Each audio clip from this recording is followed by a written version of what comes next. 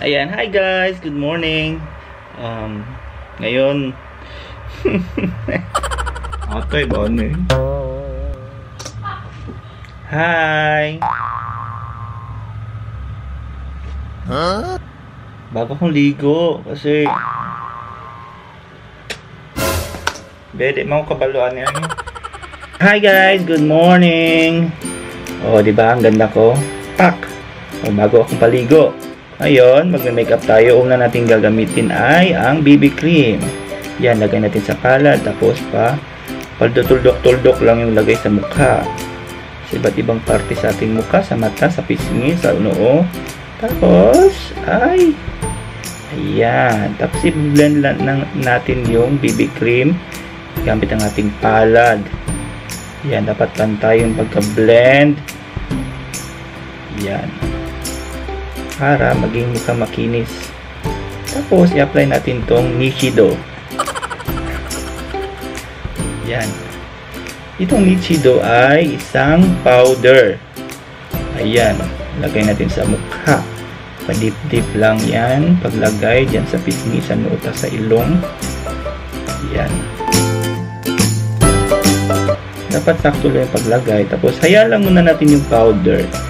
Proceed tayo sa eyebrows. Yan. Gamit ako ng matulis na brush. Kulay na ginamit ko ay brown. Yan. Ang brown na to ay hindi ko na mabasa kasi nakabaliktad. Tapos gamit tayo ng brush na malaki para i-blend natin yung powder. Hinayaan natin yung kanina yung powder para ma-absorb yung nutrients sa skin. Tapos gamit tayo ng darker shade ng makeup para doon sa pisngi, para magmukhang parang may contour yung pisngi natin. Tapos sa ilalim ng ating sa panga dun sa gilid. Ito, nina-apply pala to sa mga gilid-gilid na part ng ating mukha para magkaroon siya ng parang shadow. Tapos gamit tayo ng pink na makeup.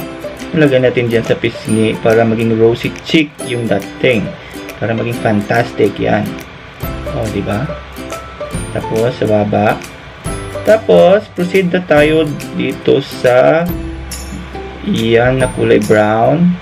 Lagay natin dyan sa eyeshadow. Okay. So, lighter brown yung unang ginamit ko. Pang unang kulay. Yung base color niya is light brown. Tapos, apply lang natin. Tapos, gagamit ako ng darker shade na mayroong medyo glittery yung makeup na to. Para dun sa bandang gilid. Ayan. So, blend ko lang para maging soft yung kulay. Magandang pagka-blend. Tapos, gamit ako ng lighter na kulay para dun sa gitna. Yan, natutunan ko to kay My Loves eh. Magaling siya dito. Kung nakita niyo yung video na My Boyfriend Does My Makeup, dun, magaling siya dun. Tapos, nagbintot-bintot ako kung anong kulay dyan para sa ilalim ng mata. Para magkaroon ng eye bags. Yan. Tapos sa kabilang mata.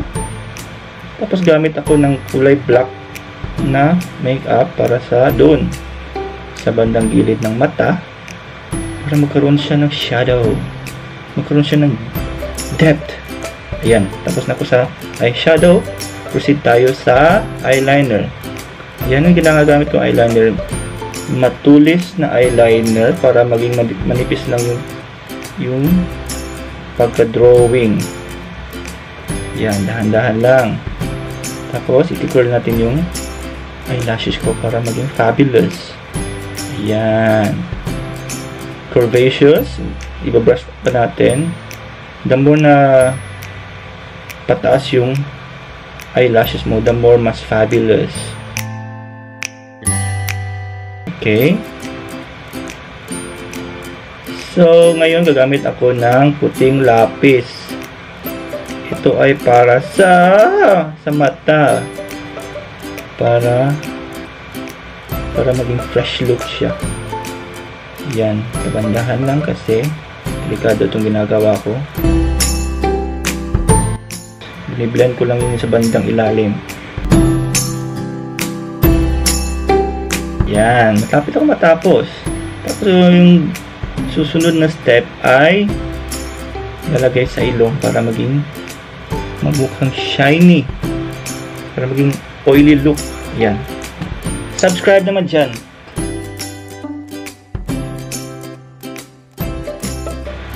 Okay, sa kabila din para kahit saang anggulo shine, sumashine ka talaga. Tapos proceed na tayo sa makeup, sa lipstick. Yan, ginamit ko na lipstick ay MAC. Kulay pink siya na medyo flash na ewan. Yan. So, pinapantay ko lang siya. Inalis ko yung mga excess na lipstick. Tapos, konting retouch na lang dun sa bandang eyeshadow, sa bandang eyebrows para mag-pop talaga yung aura.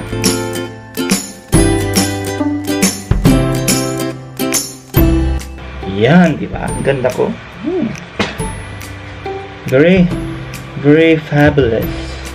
Very nice. Yan. Ooh. Oh shit. I'm so beautiful. Yeah. Like and subscribe.